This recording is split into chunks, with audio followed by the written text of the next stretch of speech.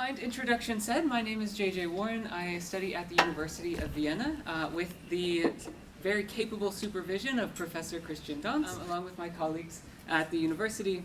And today I'm excited to talk with you about the queer new being, synthesizing Paul Tillich and Judith Butler's approaches to ontology. Now, ontology is perhaps both the greatest and the most despised concept in theology. Perhaps it's the greatest, one could say, because for many reasons. The ancient Greeks prioritized it in their ponderings, and the German idealists revived the importance of ontology. And today, feminist and womanist theologians, such as Christina Cleveland, have prophetically prophesied that God is a sacred black feminine, that there is something black and feminine about the being of God. And so womanist theologians have prioritized that, some have prioritized that in their thinking today. However, with equal validity, one could say that ontology is the most despised concept and should be totally done away with in philosophy and theology. They call for a tearing of the thin veil, if you will, that is ontology, which stands between the real and the really real. Folks who call for the dissolution of ontology call into question the validity of the latter, the really real, which is asserted by the philosopher and the theologian alike, but which is conveniently beyond our ability to comprehend. Feminists and queer scholars such as Judith Butler's early works condemn ontology as, quote, a normative injunction that operates insidiously by installing itself into political discourse as its necessary ground, end quote. Black nihilists such as Calvin Warren call for a total annihilation of ontology, demanding that the structures of ontology itself are inherently dehumanizing of black persons, for they force black being to function as the incarnation of metaphysical nothing. Now, while my dissertation will engage with the critiques of each of these scholars, we don't have time for that today, unfortunately. So I name them just to bring to our attention just the troubled surface of the waters that I'm attempting to wade into with this project. So, let's get into it.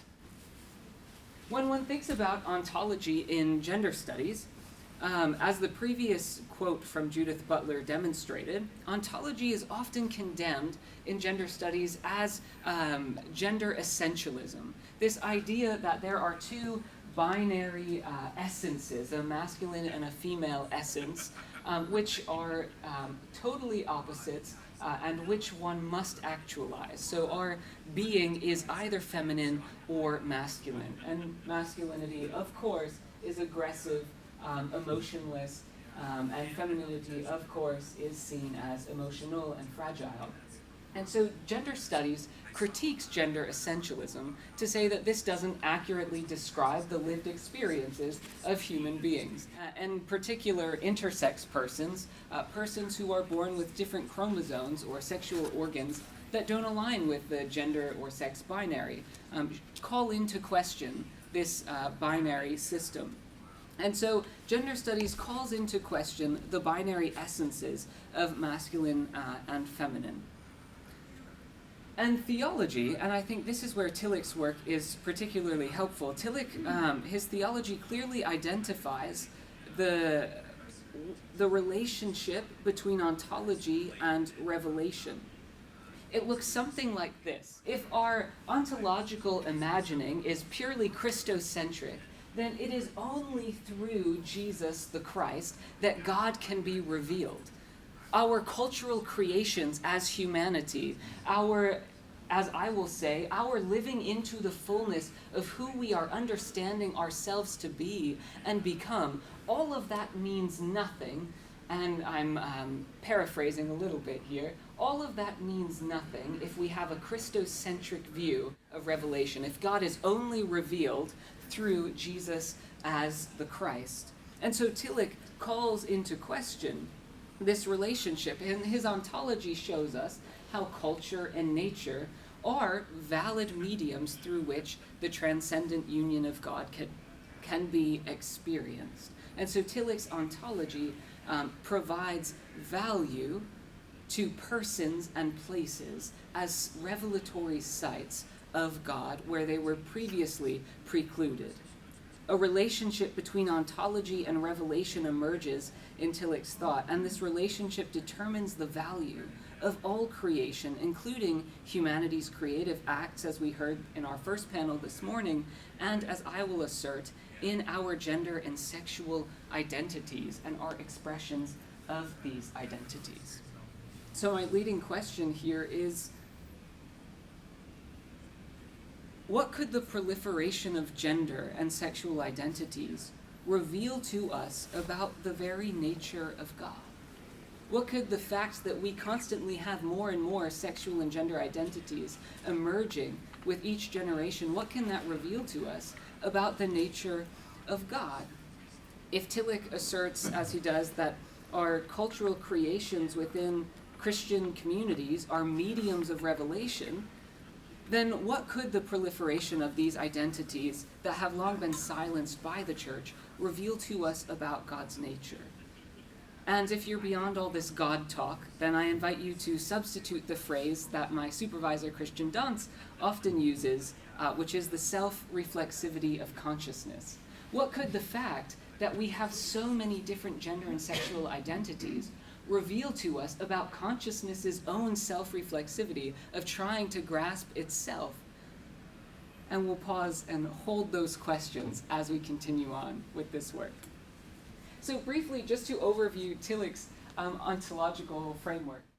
Tillich says that ontological concepts are a priori insofar as they determine the nature of experience. Now, this does not mean that ontological concepts are known prior to experience, but rather, Tillich says, they are a product of a critical analysis of experience. And so as such, ontological concepts are open to critique and change. So you can see there are ontological concepts, we have experience, and then we look back at our experience to say, how was my experience shaped? And then these ontological concepts take shape and can be challenged and critiqued. And we'll come back to this and how to apply this within gender studies in a minute. Just to compare approaches here, Judith Butler, in their early work, focuses more in Gender Trouble and Bodies That Matter on a critical genealogy following Michel Foucault's method. And Butler points out that gender is actually the cultural construction through which the subject emerges. And Butler has this really great anecdote. In the US, we have a lot of gender reveal parties. Some of my siblings had those when a baby is about to be born. And it's often at these gender reveal parties where you cut open a cake and it's either pink or blue, very binary, and you get the gender of the fetus, right? And it's in that moment when the gender is revealed in that cake or by popping that balloon that suddenly the fetus takes on humanity in the thoughts of the people who are referring to the fetus. Suddenly, it's not it or the baby. Suddenly, it's Clara. Suddenly, it's John. When the fetus gains a pronoun and can be referred to with gendered language, the fetus gains humanity in the eyes of its parents and the people who are interacting with it. And so Butler shows us the role that gender has in constructing the subject and even in constructing the natural binary of sexes and their corresponding heterosexual desire. So if Butler is talking about this genealogy, does ontology matter at all? What role does ontology play? In an article on vulnerability and ontology, Susan Heckman notes that Butler's works from 2004 onward begin to examine ontology more deeply. Heckman writes, quote, "It is an ontology that departs radically from the ontology of the essentialist subject who exists prior to discourse. But it is an ontology nonetheless." Heckman writes, "I would even go so far as to say that for Butler, there is a there, a subject who resists norms and undoes gender, but it is a subject who cannot be thought of outside of the norms that constitute it. The resistance itself is performed inside these very norms and is made possible by the norms themselves. Most importantly, Heckman concludes, it is a subject whose ontology, whose being is dependent on these norms. And so while gender and sexuality and our identities, Butler calls them out and shows us the socially constructed nature of them, these constructions also are the constructions through which we understand our own being socially as societies. And so Butler's later work continues to say, okay, what do we do with the facts that discourse and gender in discourse creates an ontology? Whether it's there or not, discourse creates this ontological understanding of the self. And so what this diagram here shows is that our norms, our social norms, have ontological significance. They influence our understanding of ourselves, and yet they also are the very site and the apparatus through which protest of these norms becomes possible. We'll see how this synthesizes with Tillich's thought in a second. Heckman continues that it is Butler's ontology of the subject that gives Butler an opening into the realm of ethics. If identity is a necessity and something that individuals need, if individuals need an I to exist socially, because then when their society precludes their being, then this is an ethical challenge. If the subject is denied being, if they're denied possibility, then our ethical imperative is, as Butler puts it here, to seek a path towards a more ethical kind of being. And so one begins to see how even for an anti-foundationalist scholar like Butler, ontology still plays a role in ethics, which we'll continue to explore as we synthesize the approaches of Butler and Tillich. So to begin our synthesis for a moment, on this graph, you'll see, like I showed before, the ontological concepts, the experience, and the critical analysis of experience that can change those concepts.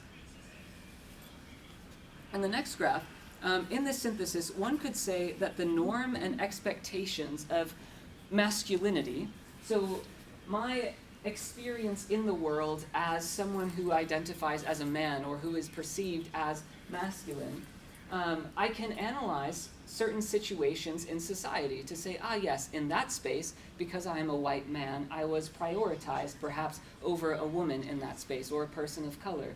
And then I can go back and analyze that experience and say, well, how does this align with masculinity and those essences, and how does that fit or not fit? Well, I'm a man who wears pink. I'm a man who is gay. And so all of these then come back and critique the ontological structures that we're working with here, within the ontological structures themselves. And so in that scenario, in my embodied experience as a man, even before I know these norms exist, they influence and impact the way that I am perceived in the world. And so in that sense, they're a priori. But as I come to analyze my social existence, I come to recognize the role and the failure of these ontological concepts in my lived experience, and I can critique them. As I come into the ethical part of this, in his articulation of a Tillichian ethical framework, my former professor at Boston University, Nini Wariboko, writes that ethics in the Tillichian strain is the striving towards that which enables individuals to flourish, to actualize their potentialities. It is the orientation of the functions of life toward the ground of being. And so, if human flourishing entails an orientation toward the ground of being, then determinations about the ground of being have ethical and theological implications that we'll explore and that many folks have already explored. Tillich's ontology is part of a method of correlation, and that's where this importance of the ground of being comes in, that our reflection on our experience is the existential questions in Tillich's philosophy that presuppose theological responses. So Tillich's entire theology, as most of you know at the North American Paul Tillich Society, revolves around a method of correlation where existential questions and theological answers are in mutual interdependence. And so our questioning after our genders and sexuality and our identities, I propose, presupposes a theological response, says something about the ground of being because of this method of correlation. I propose that our questioning after the nature of these identities, that the proliferation of identities is revealing something to us about the nature of consciousness's self-reflexivity and about the nature of God. So to synthesize these thoughts, as I come to a conclusion of this fire hose of information, we see once again that by synthesizing Tillich and Butler's approaches to ontology, gender norms could be said in Tillichian language to provide the very condition for the possibility of existence. Through gender, gender becomes the condition for the possibility of existence. And so in that way, norms take on ontological significance for both Butler and Tillich. That it's through the nature of matrix of gender, discourse, and power that the subject comes to be, and so gendered norms have ontological meaning. 2, critical analysis, which is integral to Tillich's ontology and to Butler's genealogy of gender, becomes a form of protest, a form of protesting the absolutizing of gender norms or identities from within these very norms. In Butlerian language, the norms that constitute the subject provide the very means for undoing themselves. So again, our critical analysis in Tillichian language is the site of protest, and that's a way of synthesizing their two thoughts. Thirdly, this all happens within the method of correlation. It could be said that for Christians, all of our identity questions take place within Tillich's method of correlation, that our challenging of gender and sexual norms and gender essentialism is part of the very process through which God is revealed. Our existential questions reveal something about the meaning of being to us, about, as Tillich would call it, a mystical a priori, an awareness of something that transcends the cleavage between the subject and the object. And so perhaps feminism, queer theory, and queer theology are critiquing the gender binary in order to call us beyond the unnecessary divisions and into a deeper unity of being, into the queer new being, as I propose, as I come to a conclusion. And so the queer new being, I want to clarify that this entire framework is within a Dantsian post-pluralist frame. And what I mean by that is that Christianity is a self-referential, self-aware form of communication, as Dantz puts it. A self-referential and self-aware form of embodied communication, an embodied communal narrative that shapes one understanding of oneself and the world by participating in this narrative. And so these claims are not universally valid. I'm not saying that there is a queer being that everyone either does or does not participate in, but that through the narrative that is Christianity, we participate and understand ourselves differently. And that's where ontological queerness and the queer new being could come in. Secondly, as I showed in the last slide, Christian discourse has ontological significance for its participants, for it determines whose being matters. It determines whose being is a site of revelation, whose identities or actualized potentialities are expressions of the ground of being that is beyond a heteronormative gender binary. Thirdly, accordingly, the continual proliferation of gender and sexual identities, that is, the very facts that we have LGBTQIA+, this plus is important.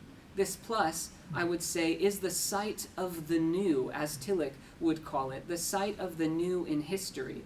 And Tillich says in the first volume of the Systematic Theology that without the element of openness, history would be without creativity, and it would cease to be history. And so the plus, this continual proliferation of identity, becomes the site of the new in history, where new meaning is given to both the past and the future. And so in principle, the queer new being overcomes the estrangement between persons of various gender and sexual identities by bringing to light gender's role as the very matrix through which the subject comes into being, norms are reaffirmed and critiqued, actualizing new potentialities with new identities and new embodiments, with each new embodiment that occurs, drawing Christians beyond the heteronormative divisions into a deeper unity that the queer new being can offer us, which grounds and transcends all identities. Thank you.